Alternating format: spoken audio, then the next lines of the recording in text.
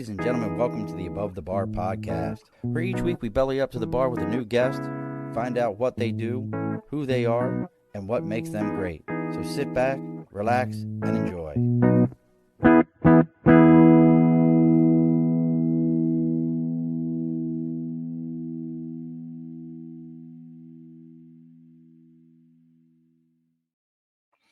Alrighty, folks, welcome back to the Above the Bar podcast. It's your host, Sean. I think my mic's like crazy loud. We have bellied up. It is, what is today? The June 12th.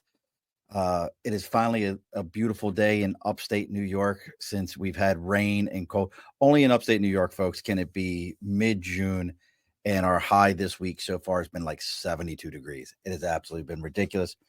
But our guest doesn't care about that because if I'm remembering right, and he'll correct me if I'm wrong, he's in beautiful Hawaii, or at least invest there, and he's going to explain to us how to invest. And he's got, I mean, I'm just looking over his list of things. Over $2 billion in real estate owned, 10,000 plus rental properties, 2-time best-selling author. I can't finish my first book, let alone be a best-selling author. So joining us today, we're going to be talking about some real estate, and we might get into some 401k talk. I definitely want to have that conversation if we have the time. Joining us is Mr. Lane, and Lane's he's going to correct me in a minute because I'm going to do my best. Kawaoka. Hey, nice for having me, Sean. Aloha, everybody. How's it How going? well did I do? Did I get it? You got it. Close enough. Good Wealth enough for government work? Elevator Good enough for government podcast work? is the important part. Yeah. So let me run and look, folks, if you're wondering what Lane's got going on, you can always check out. He's got his own podcast, the Wealth Elevator Podcast. It's on the wealthelevator.com/podcast. He's got all that going on. And I'm telling you, man, it's a pretty good headshot you got on your website. Also, I'm a little jealous. I should get my better headshot onto mine because yours is pretty GQ. I'm gonna have to tell you. Hey, that's how real estate is, right? We all look a little like two rating higher, nicer looking, and 10 years younger, right? Or depends if I want when to did go you the other take way, this? I guess. Like, does everybody do the so when did you take this picture?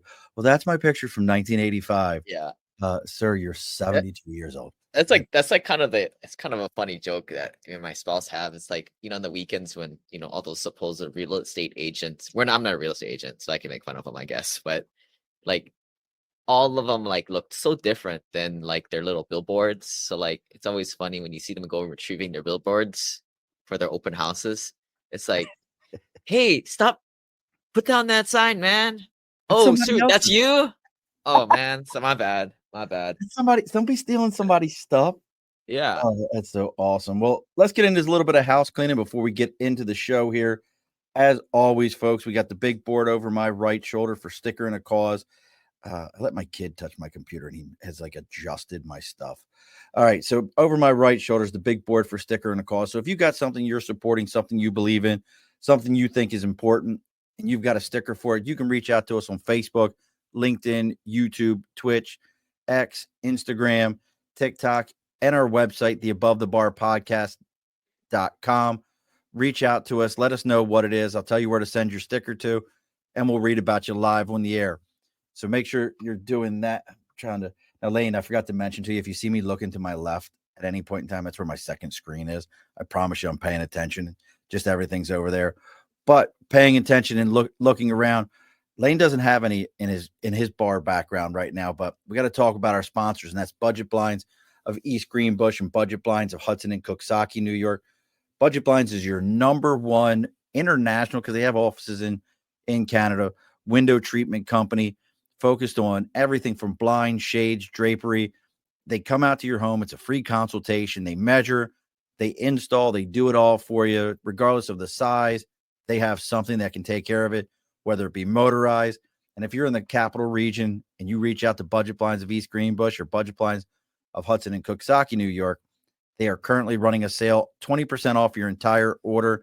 And if you motorize it, they're going to add another 5%. So make sure you let them know you're there to belly up to the bar, and they're going to take good care of you. And real quick, if you're finding me through Lane or Lane through me, make sure you're liking, sharing, following us. That's a hugely important thing. That's how all of our messages get out. but let's get into it. So, Lane, let me make sure I got this right. And I kind of was talking about your bio a little bit here, but you own over 10,000 rental units. Is that correct? Yeah, that's correct. That's Oh, vanity metrics, right? But I think what we want to kind of focus on and is like, the goal here is to kind of help everybody get started, right, on that well, path to financial freedom and picking up that first rental property, right, or that big first deal. well, that's exactly where I wanted to go with this. I mean, you look like you're 25. I'm going to be real honest with you. Like to have that many, you don't look like you're old enough to have that many. How long have you been in this? I'm like almost 40, but I've been doing this stuff since I was right after I graduated. So you want to kind of me to get into it. Yeah. 2007, I graduated college to be an engineer. Okay. Up until that point, I kind of followed what I call this linear path, where taught us, study hard, go to school. For some reason, I must have been good at math and science. Maybe because I was Asian. I don't know. Some Asians suck at math, but like, look, I just didn't want to go to more college, right? So You were like, done with it. yeah, even in high school, I was like Googling. This is when Google was not a lot of people knew about Google back then. I was like, well, what is the most amount I can get paid with the least amount of college education or grad school? And it's like all these engineering degrees, right? So I'm like, all right, I'm gonna do that. And graduated 2007, started to work for the man, and I hated it. If anybody knows what it's like to be an engineer, it's just a bunch of pushing paper and it sucks. And you don't get paid too much, but I got paid like almost six figures starting out, and I was able to save 30, 40 grand. I started off like with a lot of good financial skills, right? Like growing up, we weren't wealthy, we weren't poor, like, You're but we were comfortable. taught to, yeah, yeah. Man, my parents went to college, that's what they taught me to do. That's kind of the brainwashing that I think a lot of people are gone through. But I saved up I think like 80 grand to buy my first home to live in Seattle, Washington pretty quickly, a couple years it took me. And you know, started to live there, and I was only home on the weekends because I was working in construction management Okay. and traveling all over for the railroad, all over the Pacific Northwest and Texas Which and all railroad were you over. working for? The one that stands for "Better Not Start a Family." I'll leave it at that. Uh, BNSF. Well, I worked for CSX when I first retired out of the Marine Corps, and then they wanted me to be in Willard, Ohio. Do you know where that is? kinda, kinda. Yeah. CSX and NS are on on the east side, right? Yep. And So then and my family was like, "We're not moving there," so I ended up working for Amtrak for another 7 years till COVID hit. But I was a train cool, master. I was a train master at first, and then became a conductor. cool, cool. Well, what it's all about, right? Oh yeah, 100%. Transportation When you say that, I companies, know. Yep. like, it's all about. You get paid pretty well, Yeah, the right? money's good. The money is good. So this is me in my early 20s, and I was like, well, let me just rent this property out because I was a roadmaster back then, and I would manage all the crews to construct the track, and I would only be home on Saturday, right? Because it's 100% travel. And then, it's so messed up about this job is that they expect you to travel out to the job site on Sunday, and you're lucky to get back home on Friday evening. Yep. Whatever.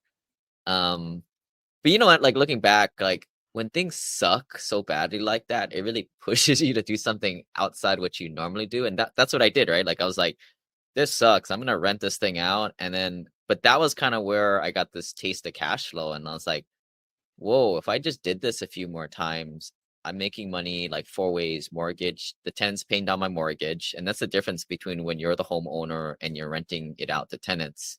The tenants are with their heart, sweat, and tears paying down your mortgage, and you're getting the equity built up. The tax benefits, we can get more into that later on, the cash flow, and then the appreciation. I'm like, wait a minute, I'm making like 30% on my money a year, and it's pretty easy, and people don't believe me. Like it's all numbers. Just on my website, thewealthelevator.com/returns, I do this little whiteboard exercise where I go through this, and I'm like, wait a minute, why the hell am I investing in this 401k stuff at Vanguard or wherever, right? And then I mean, I just saved up more money, bought more rental properties, and then in 2015, been doing this for like 6, 7 years, had 11 rental properties. So like it I think what a lot of people don't realize is like it's like watching grass grow in the beginning, but you hit a hockey stick at some point.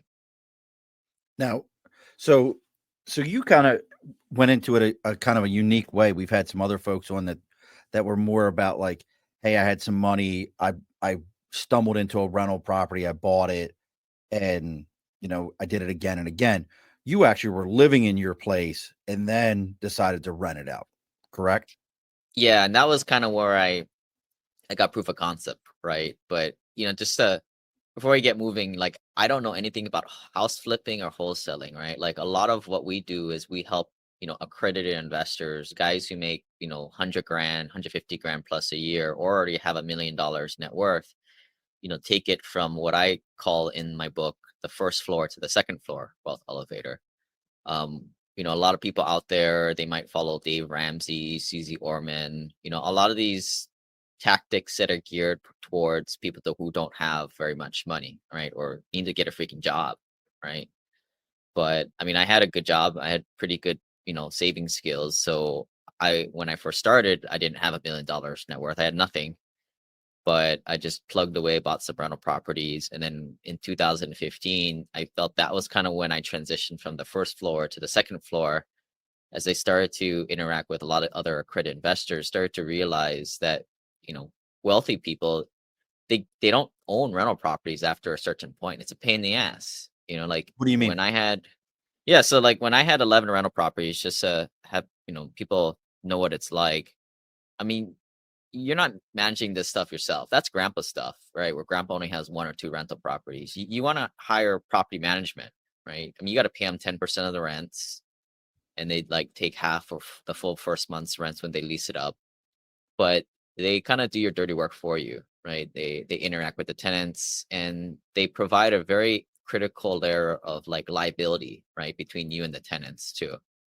And it's critical if you want to buy more than a handful of these rental properties, right? But with 11 rental properties, I had maybe an eviction or two every 6 months, and some kind of big catastrophe that would happen every few months.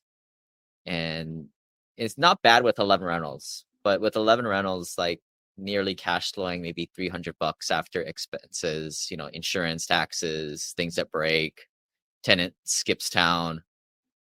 It's not much, right? So, 11 rentals is not nearly as much as what you think. You probably need more like 30 or 40 of these rental properties. But if you're going to 4x that number, you get a 4x that exception rate, right? So now you're talking about eviction every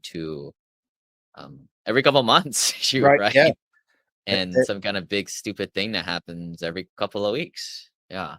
And that's, and that, I guess from what I'm hearing, if I'm understanding you right, that's eating your time to look for the next rental property. If you're managing 11 at that point, that's eating your time from moving yourself to that next floor as that elevator is going up, as you talk about it in your books. And again, folks, if you're looking to see what Lane's got going on, making sure you're checking out the wealthelevator.com and his podcast, the wealthelevator.com/podcast. It's all on his website. And John Monet, who's another railroader, he's actually here in the capital region. He's involved in the training of all the conductors and engineers. He talks about Rich Dad, Poor Dad was the best book he read when he was young, and a great show. I'm curious because I've read Rich Dad, Poor Dad, and hearing what you're talking about with that passive income and being able to use real estate to move to that next level. Did that have any influence on you, or I mean, was it more you stumbled Uh, across like the idea of like, oh, I can start making some money this way? yeah, it's funny. Like, I didn't read that book until I had like a handful of rental properties. And I was like, yeah, why wouldn't everybody do this stuff what this book is talking about, But right? I it's a mean, genius book. yeah, well, I don't know. I mean, it's great mindset stuff, right? Okay. Um, Kiyosaki, he does a great job of saying very little in very many, many words. And some people need that, right? I get it. Like, I understand what you don't mean. get me wrong, people need that stuff. But like, a lot of engineers like myself, we just look at the numbers, right? And we just go. And I think that's what makes things hard, right? The older you get, like most of my clients are in their 40s and 50s. There's a lot of bad habits, right? Like it's like me and my golf swing, right? I got this like pull hook. It's like it's messy. It's horrible to unlearn that stuff. But and that's what I wanted to create, right? Like, I mean, it when I read that book a few years into doing this already, I was like, yeah, like what's it sounds great, makes all sense, but like, and this is where I started to interact with other accredited investors who also read that book, and the big angst is like, all right, it fills your head up with all this stuff, but then what the hell do you do? What What's the actionable execution? things, right? What's the Like, execution side and to it? that's what I'm big on focusing on. Like, what is like the first step? What's the action plan here, right? If you're under $500,000 net worth, buy some rental properties. If you're above that, we'll start to look at syndications and private placements. Certainly get around other purely passive accredited investors, and don't waste your time at the local real estate club with a bunch of house flippers or wholesalers who are trying to get rich quick. Well, I tell you, one of the things that I'm hearing that I really love about your approach is you're not, and look, nothing against the person who is the, hey, I'm making 50, 60,000 a year. You can get to this point and you can use this information for that. But I love the fact that you're focused on that person that you're over 100,000, 150,000 a year, and they've kind of created a cage for themselves and they don't know how to get out of it. And this is a process that they can use by going onto the website, by looking at your books, to get into a passive income, to kind of break that. Because we talked a little for a moment, you mentioned the 401k piece. I think that traps a lot of people in their job. I can't leave. My company does a 6% match for me. I can't leave this. I have to stay right here.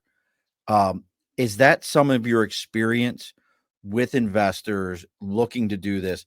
Like, how do you get their mindset to change? Like, hey, you can do this. This is how we're going to do it. How do you break that from them? Well, I mean, it's different approaches, right? A lot of this stuff, I mean, if you check out my book and the podcast, you start to really understand the fundamentals of this stuff, right? I mean, the whole system is engineered to keep people in these garbage investments where Wall Street makes all the money and off these all hidden fees, right? Like, and that's kind of use that earlier example, like with just a simple passive rental property, I'm making like 30% every year. And why the heck would I want to put my money in something that goes up and down like a roller coaster for 7 to 8? Like, it makes no sense. But then, I think this is where like you are the five people you hang out with most, right? And this Yeah. was very transformative in 2015. I started to get around other accredited investors, many of which who own rental properties and were, selling it and transitioning to that second floor, third floor of the wealth elevator. And, for what it's worth or whatever narrative you want to build, investing in alternative investments versus the traditional stuff is probably the better way to go, especially for the taxes point of view, right? I mean, most of my clients are able to cut their tax bill by 10, 20% for, first year. Now, if you're doing real estate professional status or aggressively getting other passive activity losses, Section 179 losses, they can drive their income way, way down almost to zero if they wanted to. And that's these are like the systems and the things that the wealthy do. And that was kind of where I was like, what the heck is going on here? Right. Like, I mean, a lot of these strategies that people were doing, and it's three main ones: the investing in alternative assets, where you have to get off the beaten path and you have to interact with people and vet deals. No, it's not going to be served up in little Vanguard portfolio with pretty pie chart for you, right? Because that's just, bastardized fee It's bullshit. laden Yeah. products. Yeah. um Taxes, right? That, this goes well beyond 401ks or Roth IRAs. This is about driving your adjusted income down with your passive losses from things like real estate, and then do a little bit of privatized banking. If people have heard infinite banking, right? That's kind of the old school style of doing this. But when you combo these three strategies together, it's very powerful. But what I was so frustrated, not too long ago is like, man, this is stuff anybody can do, but it's very opposite of what my parents or what society is doing out there. Yes. But they're That, just saying like wealth whispers, money talks, but money is just loud there on Insta. I'm not on Instagram. I think that platform's dumb. TikTok. but like there's a lot of wealthy people that are quietly doing these things. And I was like, man, like the guys making 100, 200 grand a year, working hard at the railroad, those are the people that probably deserve it the most. And even the doctors out there, doctors, dentists, right? Like a lot of good providers to society, but there are also people that pay the most in taxes too, right? And and I was like, these people need it the most, right? And John just popped up again. He said, and I'd love to hear your thoughts on this. He says, rental income is way better than 401k, which you were just saying. Passive income without fees, penalties, waiting until 59 and a half to collect, plus the railroad pension investment income. You can make as much as you want while you retire. Yeah. Yeah. I mean, it kind of like reminds me of this. I mean, I'll try not to get into these esoteric ideas, right? But essentially, like, we're all taught to kind of put our money into a 401k or, some kind of index fund and build this pile. And at the end, when you're 59 and a half or 70 years old, whenever, you can finally eat, stop building that pile and you can kind of eat at that, right? But in reality, you want a cash flow stream from that pile of money. Yes. So that's exactly to John's point, right? Like you want to have streams of income, and in reality, it's the opposite. You need to be creating streams of income today so you can be eating off of it. But the beauty of when you have a job, you don't have to eat the streams of income. You can use those streams of income to create more cash flow babies or mini pensions in a way. So it's kind of opposite, right? But it's just another example of like, man, we've all talked the wrong stuff, right? Like they just want us to throw our money blindly in there because it takes freaking forever. And by the time we figure it all out and we have a lot of money in our 401k, and then we get slapped with this huge tax bill, whatever the heck it's going to be, probably going to be a lot higher in the future. Oh, We're yeah. like, oh, shoot, that was a bad idea. But, that's not the normal convention. Oh, yeah. I mean, it wasn't until I owned my own company and did own my own business that I finally realized the only person that benefits from a 401k, and as you talked about moving your income to zero, and folks, that's actually a good thing if you own a business, move your income to zero. That means you're not showing that you made anything. You can claim different ways, but it wasn't until I owned my own business and I realized my investment guy was like, well, hey, you can invest $68,000 into a Roth and take it through the business. So it looks like you've lowered by $68,000 what your business does. So it's a write off for the business, but it's a write off for the business back to yourself. That's the only time that I saw that. And I went, oh, so that's good for me. Yeah. My money's going into something and I've already paid the taxes on it, vice, the IRA, the 401k where you're paying it on the backside. But back into the real estate side for a second. Um, what are some of the things that, as you're teaching folks about getting into this space and really understanding about investing in real estate, what are some of the first things that kind of come up where people are like, oh, I know exactly what I'm going to go invest in? Like, what are some of the things that you have to pause them, want to go, nope, stop. This is a better process. Yeah, I think one of the fundamental things is like you want to buy properties that make sense, like at cash flow. So a quick and dirty analysis is like this rent to value analysis where you take the monthly rental value divided by the purchase price. So, for example, like in California, you'd be lucky to find a place in the ghetto, and you don't want to buy rentals in the ghetto. But if you did, maybe it would cost 400 grand, and that thing would rent for $2,000 a month. So 2,000 divided by 400 grand is 0.5%. Then it's not going to work. You're going to need something that's a little bit higher, closer to 1% out there, right? So like what a lot of people start off with doing is buying little $100,000 houses that rent for $1,000. It's a little bit harder to find those these days, but not getting any easier. Better start this tomorrow. But that hits that 1% rent to value ratio there. So you're not going to get those types of ratios in primary markets like Seattle, California, Hawaii, New York. Not going to happen, guys. you're gonna have to go to like the ghetto of the like Baltimore to get Hey, that, hey, and you don't want to that's where I'm invest in from. places like that. That's where I'm from. Come on, be nice, be kind. And I'm just throwing some shade your way. But you But you know what it's all about, right? I mean, 100%. Look, my father and I used to own properties in Baltimore City, and you unless you want to deal with Section 8 housing, that's really all you're going to do down there. And it kind of brings up I'm curious about this.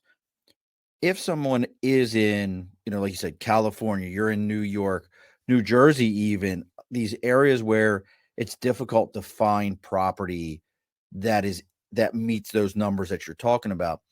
What are some of the advice you give to folks as far as like, hey, you might have to go to Wyoming, or you may have to go to, you know, somewhere out in the Midwest where that East Coast investor hasn't, or West Coast investor hasn't invaded that space yet? What do you say to those folks, or is there a process for doing that? yeah. Well, I try not to give advice. I try to just share experiences. That's kind of the way. Um, I mean, but this is me in 2012, 2015 in Seattle, right? High price area, really bad rent to value ratios. So I stopped buying in Seattle and I started to buy in Birmingham, Atlanta, and Indianapolis. Woohoo, right? Not the sexiest of places that may not appreciate and skyrocket like the other cooler parts of the country, but better numbers, right? And what I would suggest, it's a lot of it's just numbers based. You can go to my website, download the free analyzer. I think that's thewealthelevator.com/turnkey, and we have free e-courses for you guys. I mean, we to be transparent, we monetize off of, we do like high-end mastermind groups for accredited investors. Oh, nice. But where I started my podcast in 2016, I was kind of talking a lot about buying these little rental properties. So we have a lot of that curriculum, that we give away for free, who people are on this journey, right? But like I said, like once you get to accredited investor status or $500,000 net worth or greater, I mean, it's time to kind of, let the pros take it over, right? And that's where we go pick up 100, 200, 300 unit apartment complexes, or we build it from scratch. And we still invest in these like, non-primary markets. Like we like, places like Arizona, Texas, Florida, Alabama, um, red states, right? Not to say anything politically, but when you're the landlord, you It's a you little more benefit. They're a little yeah, more landlord friendly. yeah. I don't want to offend you, Sean. You seem like a Democrat over there, but the court, it seems like the courts aren't as favorable to landlords. Yeah. Well, if it helps, Jenny, I'm a libertarian. Is the way I run. I don't care what you do behind your closed doors and who you got to love. Just don't play with my money and don't mess with my business. That's how I run. Yeah, yeah. I would probably self-identify as a libertarian too. Um, but I also like, I try and not talk politics because I Yeah, I'm think it's I'm a bit tracking. of a waste of time. I'm more like, well, what are those two camps talking about? And how is it, as I'm an investor, how can I skate to the puck? Right. I like that. Now, John was curious. He wanted to know, where do you see real estate prices going? He sees a lot of housing prices in Florida dropping currently. Well, we know, like, so it's two sides, right? Like, I don't really do too much on the residential single family home side.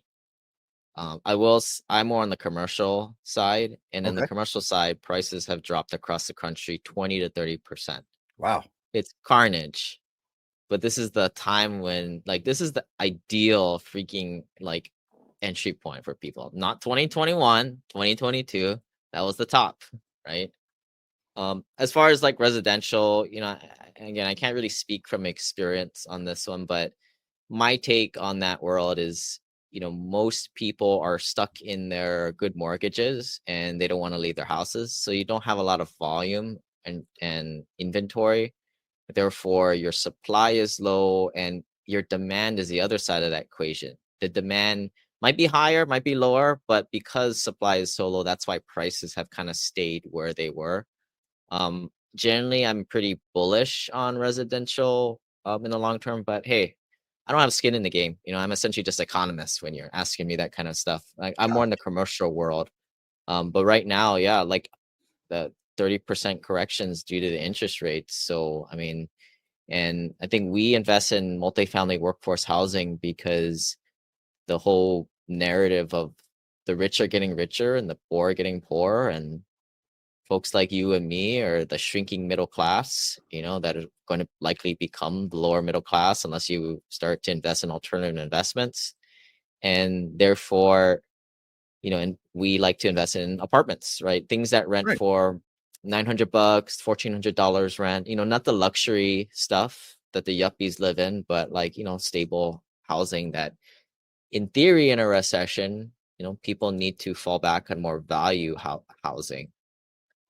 Well, the other side to it is if you're talking about investing in 100-unit apartments or building 100-unit apartments, you can survive a little bit easier on empty units. I think that's the biggest thing when people start first getting into investing is, they're doing those first steps like you did, like John did.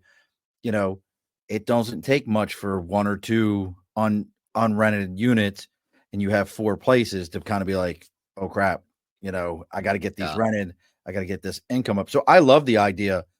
I'd rather have that bigger, more. And out of curiosity, if somebody did want to invest in Rich, I'll get to you in a second. Folks, if you're finding me, again, if you're just tuning in, make sure you're liking and following and you're checking the wealthinvestor.com podcast out.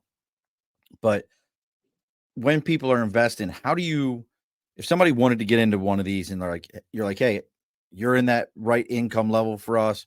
We're getting ready to invest in a 100-unit apartment out in Arizona just for an arbitrary place. How many people are in that and how does that return piece work for an individual? I mean, every deal is a bit different, right? I mean, like in a development deal where you're, creating something from scratch, you're obviously not going to have cash flow during the hold because you're freaking building the thing, right? For a It's year gonna or show two. up, right? Yeah. But, if you're applying normal bank leverage, you should be able to double, triple your money in that hold period, a few years. Um, if you're taking over an older asset like in the 1970s, 2000 build, I mean that used to be a lot of our bread and butter, like where we go in, we renovate units, we some would say put lipstick on a pig, right? But we would do like 5-10 grand of Yeah. rehab per unit, new flooring, new appliances, new paint job, new playground equipment. Try to bump the rents up couple $100, maybe 10%, 15%. In those, with normal, market cycles and like not a super hot economy, you should be able to double your money in something like that in, 4 or 5 years. It's not a get rich quick kind of flip, right? Like at least our plan is like we don't kick people out.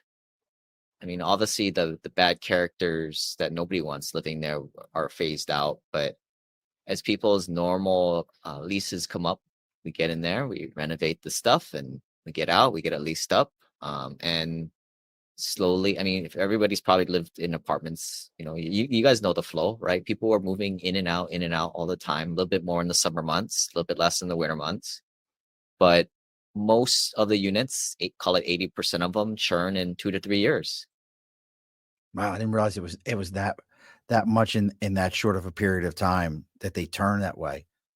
So Yeah. Most of them are. I think, like, I mean, we have a lot of like legacy tenants where like, the grandma or the older person's living there for like 20 something years.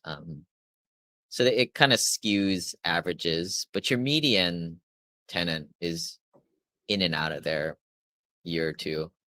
but that shows, like you were saying earlier, the value of that property management company when you have that level of turnover. You need somebody that's constantly Yeah. on top of this.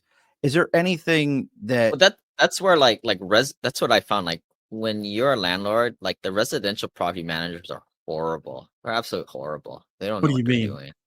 What do I you mean, they're just real estate agents, essentially. But the commercial property managers, the ones that sit in the units, or, and lease people up, show people around, like they got a lot of systems in place, and they're a lot more robust.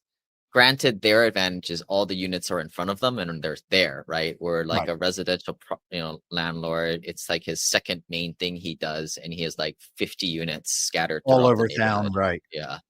Well, I tell you the other So thing, I would have never thought that you've been mentioning an apartment unit as a commercial investment and not a residential investment. In my mind, I would have thought commercial is more of like, hey, I own a warehousing district, or I own, a strip mall, or something of that nature. I would have never put the apartment complex in that same vein as commercial. That's very interesting. yeah, I mean, I'm probably butchering it a bit, but like No, like but it single makes family sense. homes, duplexes, triplexes, quads. I mean, they're residential Yeah, assets. Think about it, right? Commercial assets are seen 5 units, 6 units, and above. Certainly 50 unit, certainly 200 units. But it's even though it is in the realm of residential, housing for right. people. Commercial properties are also like self-storage facilities, mobile home parks, data warehouse centers, industrial warehouses, things like that. I just saw an interesting one. Just a sidebar. You mentioned the data warehouse centers. I just saw an interesting thing on the news on Sunday.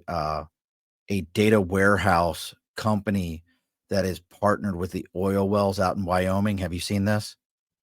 Oh, no. Where they're using the uh, the blow off gas that they normally just spend out and burn off at these oil wells, using that gas to uh, create electricity to power data centers that are basically sitting on top of these oil wells. Hmm. So as a trying to kind of create a green space for these high level of electrical.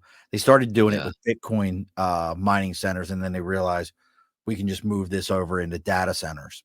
Yeah. I mean, it's clever. They probably get a lot of good cost savings, but I think institutional investors would not like that because it's just too much risk, right? Like, you want to kind of, in a way, firewall your risks, right? So, like, if the business is predicated on the oil to power your facility, like, I don't know, it's just too Yeah, much, that makes right? sense. Like, it's like an example. Like, a lot of my clients are like dentists, where they own their own practice, and they always, for some reason, they all want to like own their own building, right? Because I mean, logically, they're like, my biggest expense is my mortgage or my rent, right? So I'm gonna take that out, but it's like, no, like, I mean, well, I don't wanna coach here, but like in reality, like, your their biggest they need to focus in their area expertise, which is being a dentist.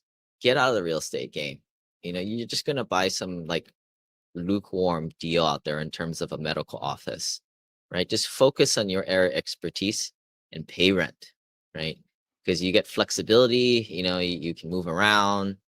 But I think that's just kind of one of those things that I see a lot. Like, yeah, it makes a lot of stuff makes sense when you stack these things on top of them, but from business owners' point, I know you've heard this before, right? Like, what is the thing that you do well on, and double down on that, and Keep dentists doing it. should probably stay out of trying to be a weekend commercial property medical office operator.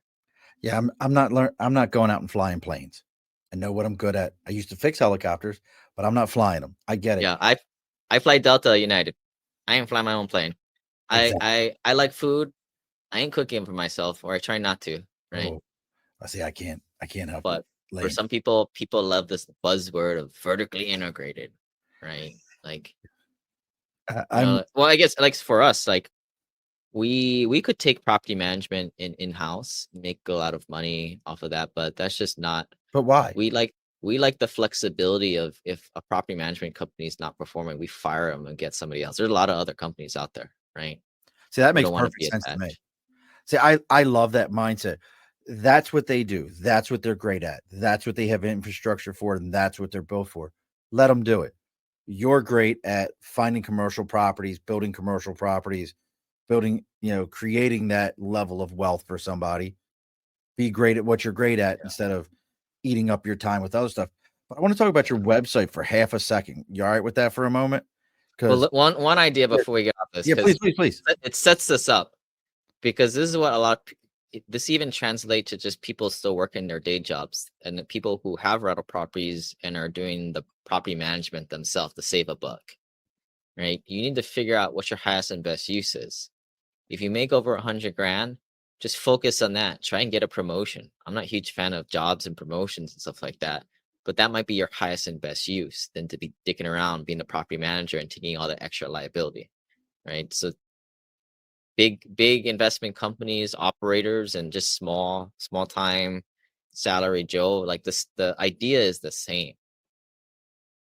no, it makes Right. perfect sense. Like if I'm in my job and I have a bachelor's degree and I know a master's is going to move me up and going to double my income. I mean, why wouldn't I do that and let somebody else manage my properties? I'm still going to make the Yeah. income off of it. Let them deal with that. That makes perfect sense. Well, but people don't do that because they're cheap, and they're like, I'll be damned if my property manager charges me $40 to change a light bulb. Screw that guy. I'm just gonna do it.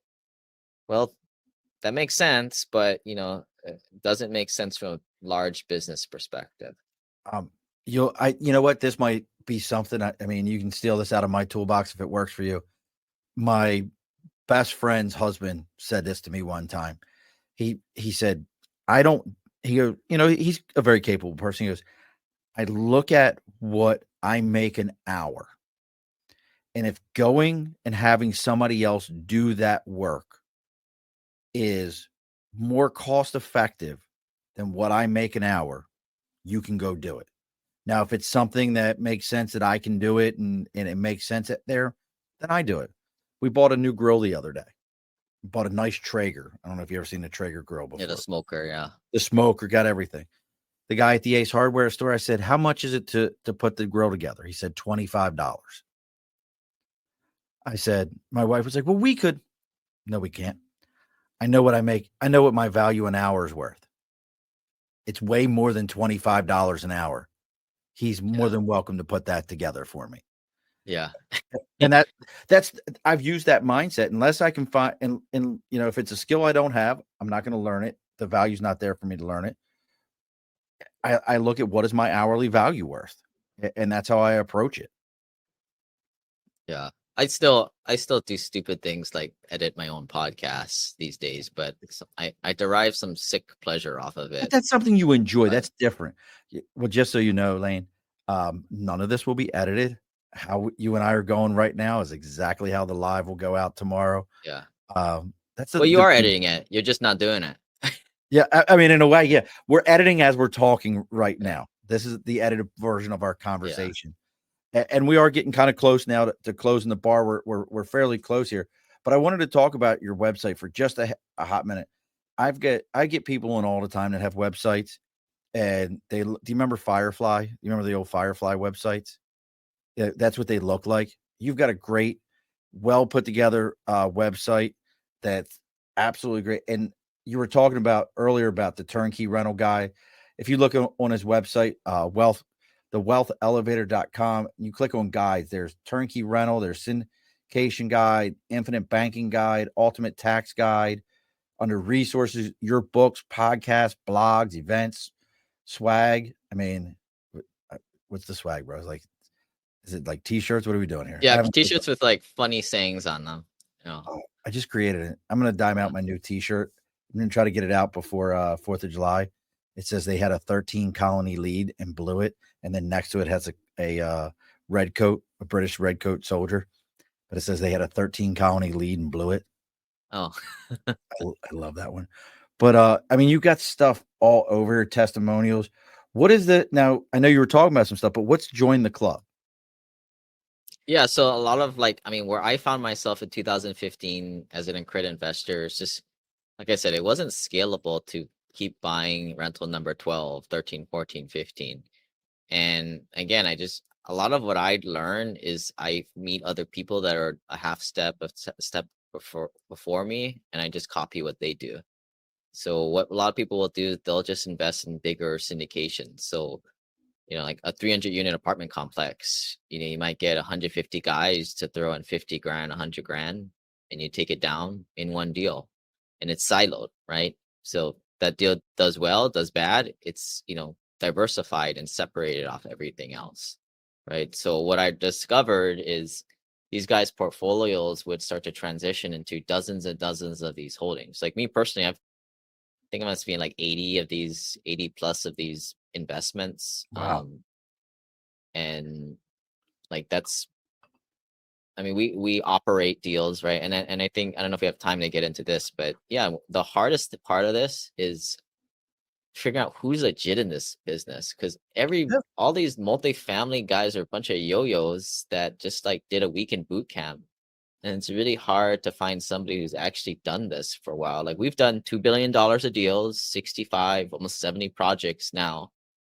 We've been around the block, we've got lessons learned. But I think at the end of the day, like we are probably one of the most transparent groups out there, and it's a lot of this is through closed doors and private placements, right? So that's kind of why we have the community, and that's essentially, as a passive investor, probably the most important thing. I mean, if you guys want to, shoot us an email, we can get you connected for a lot of the syndication LP e-course content, but at some point you're going to need the community of other passive investors to find out who's legit out there, because it's important. When I first started to invest in this stuff as a passive investor, like my first 15 deals I went into, a few of them were just with shysters or just fake it, make it operators. And I didn't know, I didn't have any accredited investors around Nobody me. backing you up. Nobody really explaining to you like, "Hey, bro, this is not a good deal.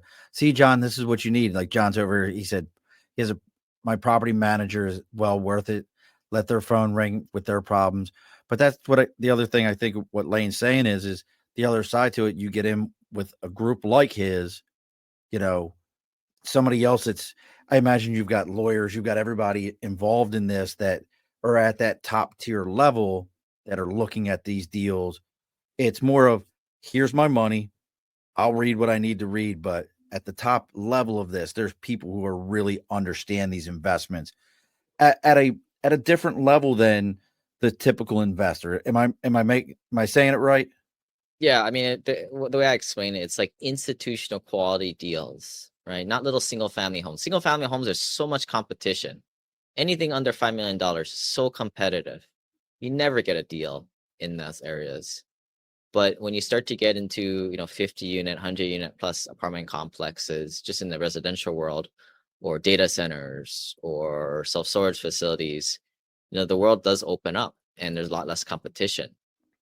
But you got to pull a lot of cash together, right? And you have to invest with a lot of other investors alongside them.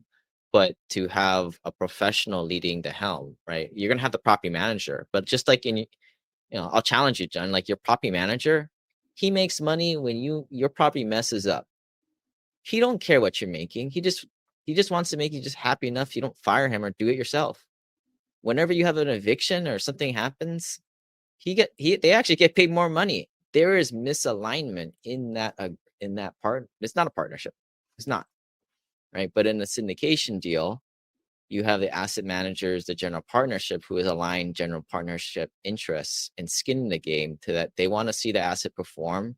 They want to push your dollar so they can make a dollar, right? That's aligned interest. That's what a joint venture is, but without all the Wall Street bloat and fees that's associated. Now, you know what? I never thought about that.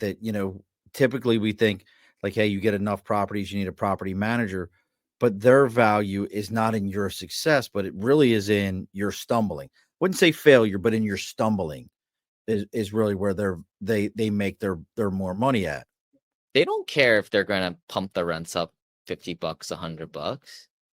Yeah, maybe they get like $1 of that.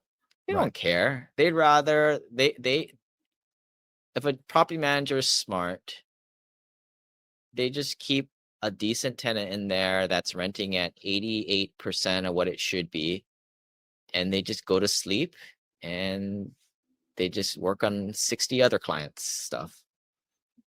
That's, yeah, because I imagine with the, if you have a property manager for like a huge, staying with that 100 unit place, that property managing company has to have someone dedicated to that space. They're not running around looking at other locations. They're right there in that space and only in that space.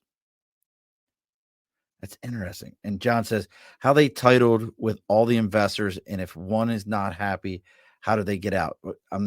What's the question, John? I mean, I don't think this is for you, John. You seem a little bit more hands-on-y kind of guy, right? But how else are you going to get access to different geographic markets? That's Right? my thing. And you want to get diversified on dozens and dozens of assets, right? So the idea is you have like a little $50,000, $100,000 position in all these deals. These deals, there's no exiting. It's illiquid. We're stuck. It's worse than a marriage. Marriage, you can get out of that stuff pretty easily compared to this stuff, but we're all stuck with each other. You know what? But hey, some people, it's not for everybody. Just like marriage isn't for It's like marriage, everybody. still not for everybody. Keep Yeah, going. yeah. I mean, you're on But this one. remember, like unlike marriage, well, I don't If know. I I see shouldn't say something this. come out of nowhere and hit you in the Yeah, side of the head, I know that was your wife, that she heard you and said, yeah. keep going. But it makes it worth it when the project you're going in is a value add strategy, right? I mean, this is what I caught on very early on. When I was buying those first 11 rental properties, it was a buy, hope, and pray model. I bought it at a good interest rate and price, and I just held on to it. But there was absolutely nothing I was doing to increase and force appreciate the value of it. Buy, hope, and pray, right? When you do force appreciation, when you're adding in playground equipment, reslurring the sidewalks, changing out carpet to bump rents up, that's force appreciation. And in this world, value comes to those who create value, right?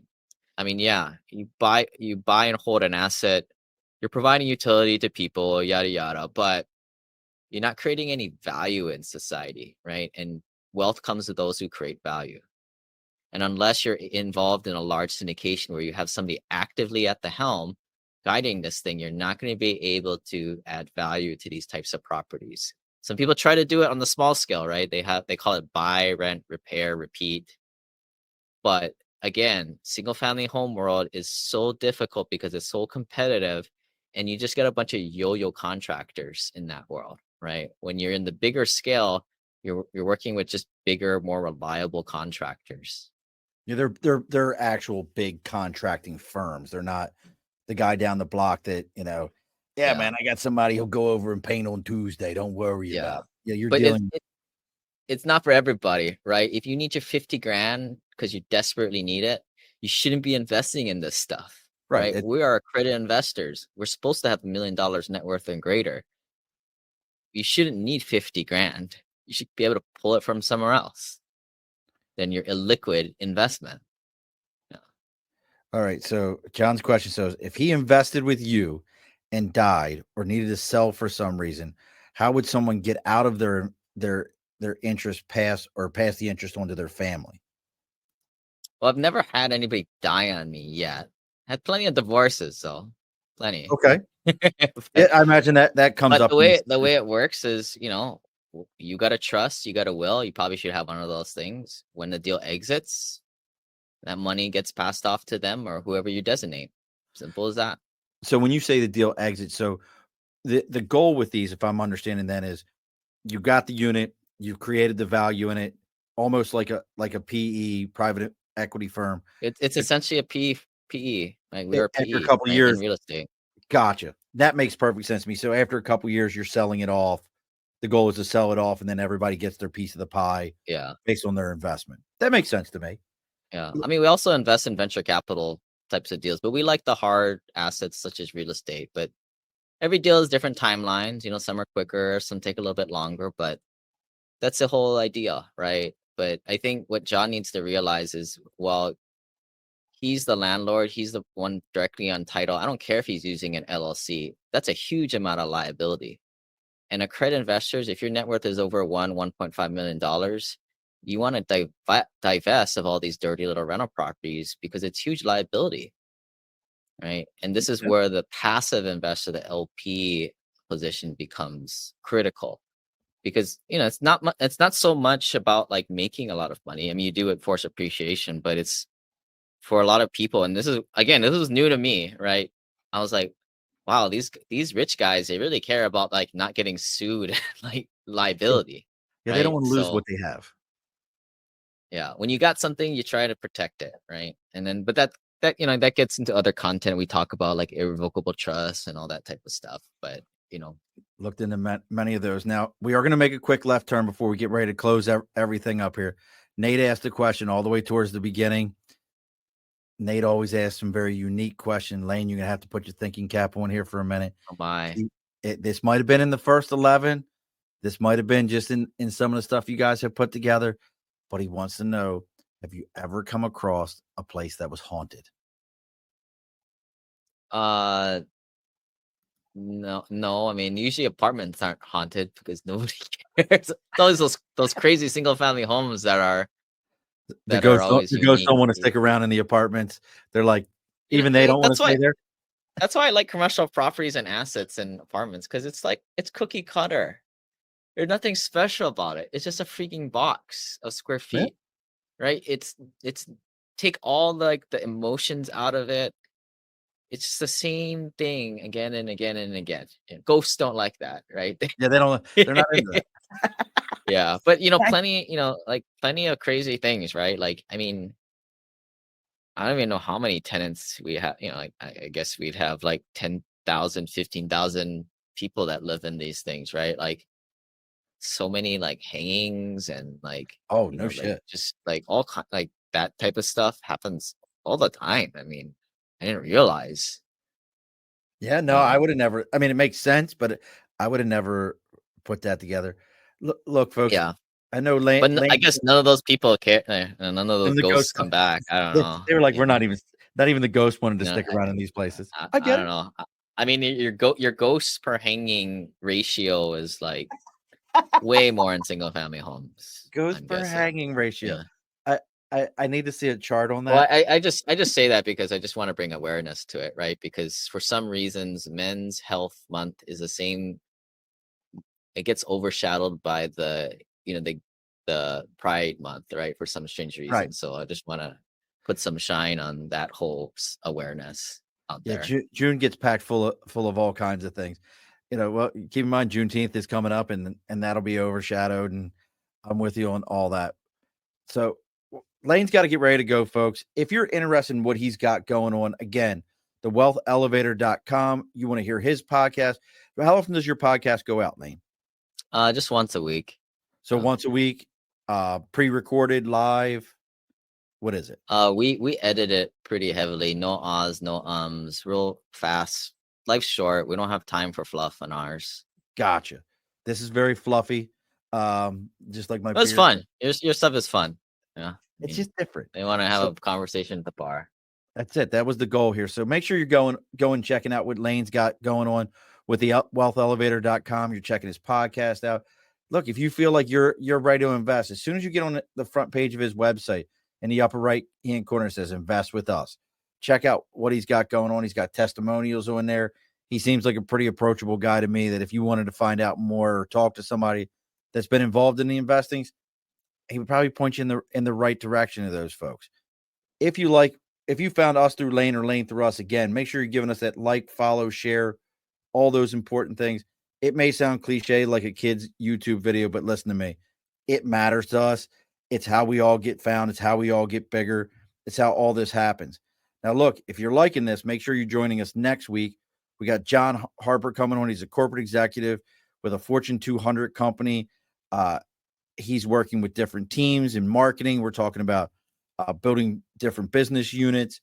We're getting more into that side of building your business, whether you're an entrepreneur or, I know how I started as an entrepreneur.